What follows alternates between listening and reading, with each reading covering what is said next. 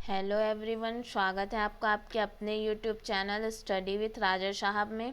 और आज जो हम प्रैक्टिस सेट लेकर आए हैं वो मैथ्स का है। तो चलिए इसे स्टार्ट करते हैं। हमारा पहला क्वेश्चन है, गणित की वर्तमान एनसीईआरटी की जो पाठ्य पुस्तकें हैं वो किस अनुशंसाओं को ध्यान में रख कर के लिखी गई है, हमें ये बताना है। तो आपके ऑप्शन है, ऑप्शन ए 2006 में सीबीएसई द्वारा प्रस्तावित पाठ्यक्रम को, ऑप्शन बी है 2006 में राज्य बोर्ड द्वारा प्रस्तावित पाठ्यक्रम को, और ऑप्शन सी है राष्ट्रीय पाठ्यचर्या की रूपरेखा 2005, एंड ऑप्शन डी है राष्ट्रीय शिक्षा नीति 1986। तो ऑप्शन सी इसका राइट आंसर हो जाएगा। राष्ट्रीय पाठ्यचर्या की रूपरेखा 2005 की अनुशंसाओं को ध्यान में रखकर लिखी गई है। यह विद्यालयी शिक्षा की अब तक की सबसे नवीनतम राष्ट्रीय दस्तावेज है। इसे अंतर्राष्ट्रीय स्तर के शिक्षाविद, वैज्ञानिक, विषय विशेषज्ञ और अध्यापकों ने मिलकर तैयार किया है। नेक्स्ट क्वेश्चन देखते हैं, एक वर्ग किस प्रकार से एक समांतर चतुर्भुज है, स्पष्ट कीजिए। उपरोक्त को विद्यार्थियों को उपरोक्त प्रश्न का उत्तर लिखने के लिए कहा गया है। शिक्षक का उद्देश्य क्या है, हमें ये बताना है। विद्यार्थियों को मुक्त अंत वाले प्रश्नों से परिचित कराना। ऑप्शन बी है विद्यार्थियों को लेखन कौशल को सुधारना। नेक्स्ट है विद्यार्थियों को चिंतन और मनन का अवसर देना। और उसके बाद है कक्षा को अधिक अंतःक्रियात्मक या सहभागी बनाना। तो ऑप्शन सी इसका राइट आंसर हो जाएगा। एक वर्ग किस प्रकार से एक समांतर चतुर्भुज है, यह प्रश्न लिखवाने का शिक्षक का प्रमुख उद्देश्य यही है कि विद्यार्थी दिए गए प्रश्न के बारे में चिंतन करे और उसके बाद उसे हल करने का प्रयास करें। नेक्स्ट क्वेश्चन है, क्षेत्र मिति की इकाई पर आधारित पाठ योजना में शामिल एक अनुदेशात्मक उद्देश्य इस प्रकार था कि शिक्षार्थी गणित के अनुप्रयोग को समझ सकेंगे। यह अनुदेशात्मक उद्देश्य उचित है या अनुचित, ये हमें बताना है। तो आपको ऑप्शन दिए गए हैं, उचित है क्योंकि किसी को भी प्राप्त ज्ञान का अनुप्रयोग करने के योग्य होना चाहिए। नेक्स्ट है, अनुचित है क्योंकि उद्देश्य अस्पष्ट और खराब तरीके से परिभाषित है। ऑप्शन सी है, उचित है क्योंकि गणित को सभी इकाइयों का उद्देश्य यही है। और उसके बाद है, उचित है क्योंकि क्षेत्र मिति पर आधारित इकाई के दैनिक जीवन में अनेक अनुप्रयोग हैं। तो इसमें ऑप्शन बी जो है इसका राइट आंसर हो जाएगा। अनुचित है क्योंकि ये जो है इसका उद्देश्य अस्पष्ट है और खराब तरीके से परिभाषित किया गया है। क्षेत्र मिति के इकाई का अनुदेशात्मक उद्देश्य यह होना चाहिए कि शिक्षार्थी विभिन्न गणितीय क्रियाकलापों में क्षेत्र मिति का अनुप्रयोग कर सकेंगे। नेक्स्ट देखते हैं, कक्षा 8 का एक शिक्षक सभी प्रकार के चतुर्भुजों की विशेषताएं पढ़ाता है। इस इकाई के बाद कक्षा परीक्षा में शिक्षक चतुर्भुज का निर्माण करने से संबंधित समस्याएं पूछता है। कक्षा में से कोई भी परीक्षा में निष्पादन नहीं कर पाता, इसका संभावित कारण क्या हो सकता है, हमें ये बताना है। आपके ऑप्शन है, शिक्षक इस इकाई में विद्यार्थियों की रुचि नहीं बना पाया। ऑप्शन बी है, विद्यार्थी कक्षा परीक्षा के प्रति गंभीर नहीं थे और उन्होंने अच्छी तरह से तैयारी नहीं की थी। ऑप्शन सी है, कक्षा के सभी विद्यार्थी होशियार नहीं हैं। और ऑप्शन डी है, कक्षा में दिए गए अनुदेशों के लिए अनुदेश और किए गए आकलन में अंतर है। तो इस प्रकार के क्वेश्चन जब भी आपको दिखेंगे तो आपको जो निगेटिव ऑप्शन है उसको चूज़ नहीं करना है। हमेशा आपका ध्यान रहना चाहिए एक पॉजिटिव ऑप्शन में, जो स्टूडेंट लोग के लिए किसी भी प्रकार से निगेटिव ना हो, स्टूडेंट या क्लास के लिए। तो ऑप्शन डी इसका राइट आंसर हो जाएगा। कक्षा में दिए गए अनुदेशों और किए गए आकलन में अंतर है। नेक्स्ट देखते हैं, गणित के विद्यार्थियों के पोर्टफोलियो में क्या हो सकता है, हमें ये बताना है। तो पहले हम ये जान लेते हैं कि पोर्टफोलियो क्या होता है। तो पोर्टफोलियो जो होता है वो एक प्रकार से ऐसा रहता है कि उसमें बच्चों का पूरा रिकॉर्ड रहता है। अगर गणित के बात की गई है तो यहाँ पे उसमें गणित के उसके सारे रिकॉर्ड्स होंगे। तो आपको ऑप्शन दिए गए हैं, अभिन्यास, कार्य के रिकॉर्ड, कार्यपत्रक, गणित प्रयोगशाला की गतिविधियों के रिकॉर्ड, किसी भी गणितीय मॉडल पर राइटअप, गणितीय पोस्टर और कार्ड्स, किसी भी नई प्रकार की समस्या जिसका हल खोजा गया अथवा सामान्यीकरण किया गया आदि, ये होगा। या नेक्स्ट है, सभी कक्षा परीक्षाओं, इकाई परीक्षाओं के रिकॉर्ड जो रूपात्मक और योगात्मक आकलन के दौरान आयोजित किए गए। उसके बाद ऑप्शन सी है उनके छाया चित्रों, ड्राइंग और कला के रिकॉर्ड, और ऑप्शन डी है कक्षा कार्य और गृह कार्य की नोटबुक के रिकॉर्ड। तो ऑप्शन ए इसका राइट आंसर हो जाएगा। उसमें क्योंकि अदर ऑप्शन जो आपको दिए गए हैं उसमें ये चीज़ साफ लिखा है कि उनके जो ड्राइंग वगैरह ये सब के रिकॉर्ड हैं, तो ये जो है ऑप्शन गलत हो जाएंगे, क्योंकि आपको यहाँ पे गणित का पूछा गया है, इसलिए आपको जहाँ पे गणित का दिख रहा है ऑप्शन में वही राइट आंसर होगा। नेक्स्ट क्वेश्चन देखते हैं। यह देखा गया है कि इस प्रकार की समस्या कि यह दर्शाइए कि कोई दो विषम संख्याओं का योगफल सदैव सम संख्या होती है। इस टाइप के जो क्वेश्चन दिए गए हैं, ठीक है, तो उसमें उत्तर के रूप में अधिकतम विद्यार्थी यही उदाहरण प्रस्तुत करते हैं कि 5 और 7 का जो हम योग करेंगे तो हमें 12 प्राप्त होगा। विद्यार्थियों की इस प्रश्न का उत्तर गलत दिया, क्योंकि मतलब उन लोग एक ही टाइप के ही एग्जाम्पल को यूज़ कर रहे हैं, तो हमको बताना है, ठीक है। तो आपके ऑप्शन दिए गए हैं। विद्यार्थियों को यह समझ नहीं आया कि गणित में कोई का प्रयोग सामान्यीकरण की ओर संकेत करने के लिए किया जाता है और इसलिए वे सही उत्तर नहीं दे सके। ऑप्शन बी, विद्यार्थी ने पियाजे द्वारा प्रस्तावित औपचारिक संक्रियात्मक अवस्था प्राप्त कर ली है। ऑप्शन सी है, विद्यार्थियों का यह दृढ़ विश्वास है कि यदि एक कथन संख्याओं के एक सेट के लिए सत्य है तो वह हमेशा सत्य होगा और उन्हें सामान्यीकरण करने की दृढ़ रणनीति विकसित कर ली है। ऑप्शन डी है, विद्यार्थियों ने कक्षा में कथन के लिए तार्किक प्रमाण नहीं सीखा है। अगर इस प्रकार विद्यार्थी केवल एक ही ऑप्शन को चूज़ कर रहे हैं तो इसका मतलब यही है कि उनको इस विषय में तार्किक प्रभाव समझ नहीं आया है। मतलब ऑप्शन डी इसका राइट आंसर हो जाएगा।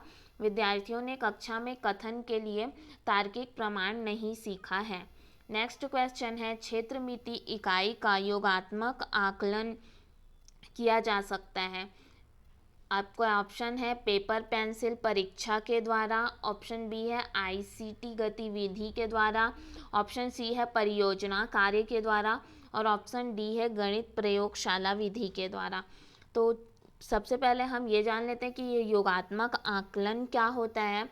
तो जब कोई भी अध्यापक पाठ्यक्रम की समाप्ति या शिक्षा सत्र के अंत में छात्रों की समग्र उपलब्धि का मूल्यांकन षष्टमासिक या फिर वार्षिक परीक्षाओं के द्वारा करता है, तो इसको हम योगात्मक मूल्यांकन कहते हैं।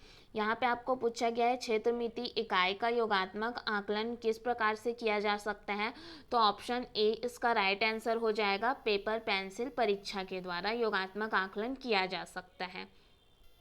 नेक्स्ट क्वेश्चन है, कक्षा 9 में निर्देशांक ज्यामिति का परिचय कराने के लिए सबसे उपयुक्त उपागम कौन सा है, हमको ये बताना है। आपको ऑप्शन दिए गए हैं, प्रौद्योगिकी समाकलन का उपयोग करते हुए निर्देशन, ऑप्शन बी है समस्या समाधान, ऑप्शन सी है व्याख्यान पद्धति, और ऑप्शन डी है भूमिका निर्वाह मतलब रोल प्ले करने वाले में।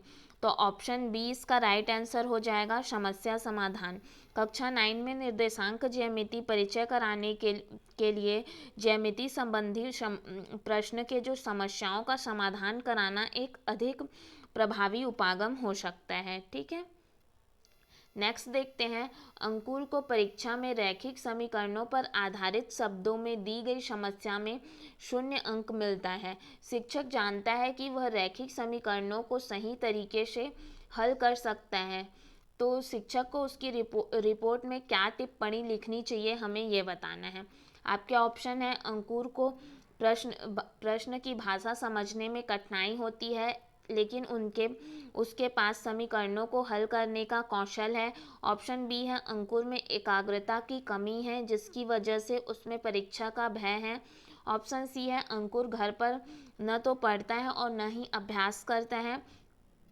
ऑप्शन डी है, अंकुर को रैखिक समीकरणों की संकल्पना पूरी तरह से समझ में नहीं आई है। तो इसमें आपका ऑप्शन ए राइट आंसर हो जाएगा। अगर उसको 0 अंक मिलता है लेकिन जो शिक्षक है उसको पता है कि उसके पीछे का कारण क्या है, तो वो उसके रिपोर्ट में सबसे ये लिखना उचित होगा कि वो ये लिखे कि अंकुर को प्रश्न की भाषा समझने में कठिनाई होती है लेकिन उसके पास समीकरणों को हल करने का कौशल है। नेक्स्ट देखते हैं, अनुपात और समानुपात पढ़ाते समय सुश्री रमा स्क्रीन पर कुछ कंप्यूटर संक्रियाएं प्रदर्शित करती है, जैसे कि कॉपी एंड पेस्ट तथा कॉपी एंड एनलार्ज या कॉपी एंड रेड्यूस। तो ये गतिविधि क्या हो सकती है, आपको ये बताना है। रूपात्मक आकलन गतिविधि है, समय व्यतीत करने के लिए मज़ेदार गतिविधि है। ऑप्शन सी है अनुपात को प्रस्तुत करने के लिए विषय वस्तु पूर्व गतिविधि है। और ऑप्शन डी है विषय वस्तु पश्च गतिविधि है।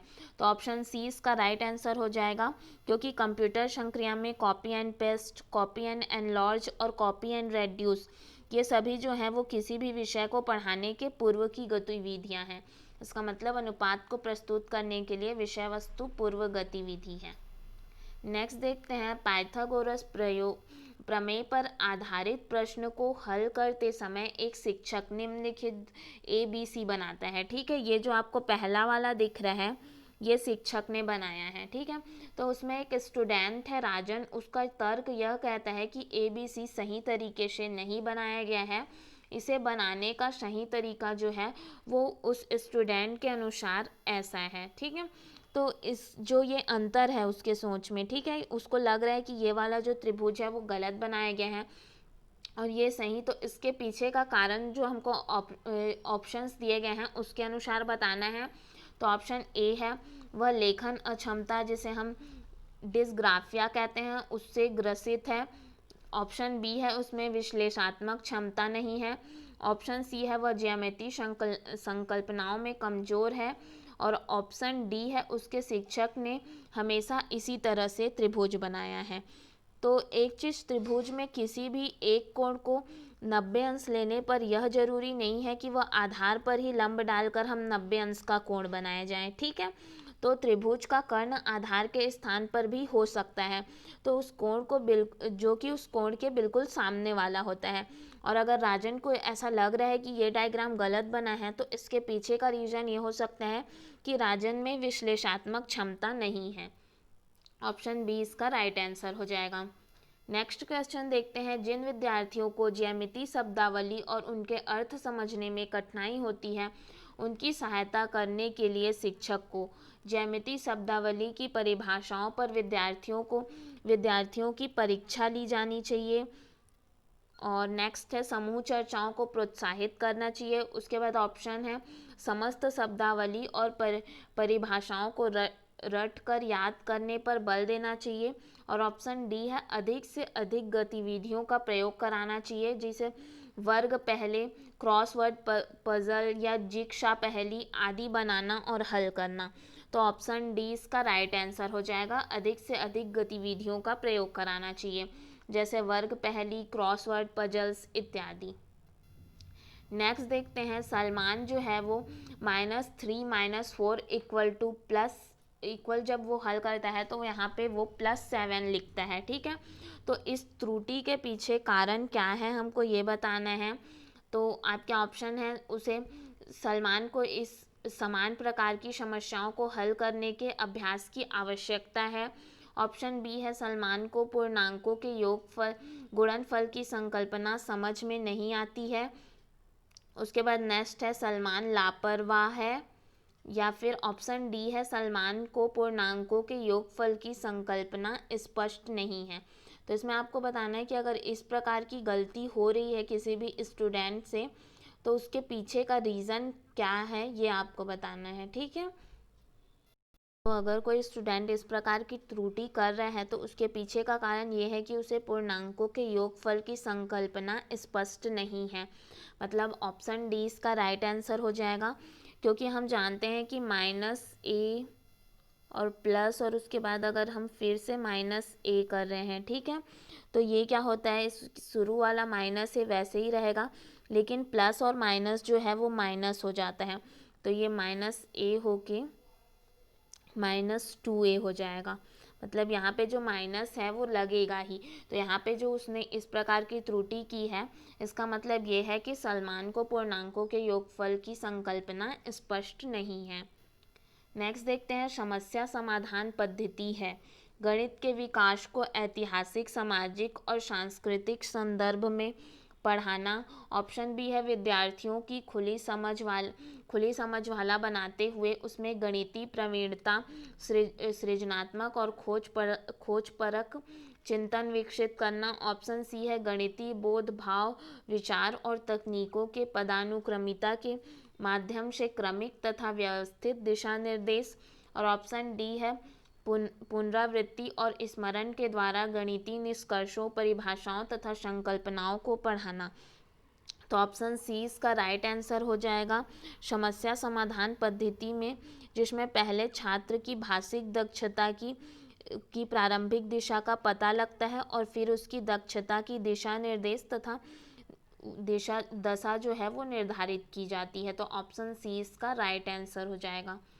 नेक्स्ट क्वेश्चन देखते हैं। श्री मनीष समिति की संकल्पना को स्पष्ट करने के लिए बहुत सारे हस्तचालनों, गणित प्रयोगशाला गतिविधियों और आईसीटी गतिविधियों का प्रयोग करता है। इसका मतलब है समय व्यतीत करना चाहते हैं ताकि वे अगले प्रकरण पढ़ने से बच सकें जो उनकी रुचि का नहीं है। नेक्स्ट है केवल गतिबोधक शिक्षार्थियों को संतुष्ट करना चाहते हैं।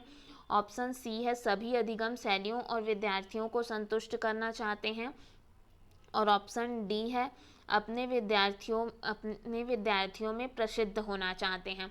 तो इसमें अगर कोई विद्यार्थी इस प्रकार ऐसा कर रहा है, वो बहुत सारे संकल्पनाओं के द्वारा समझना चाह रहा है, इसका मतलब ये है कि सभी अधिगम शैलियों और वाले विद्यार्थियों को संतुष्ट कराना चाहता है। ठीक है, तो ऑप्शन सी इसका राइट आंसर हो जाएगा।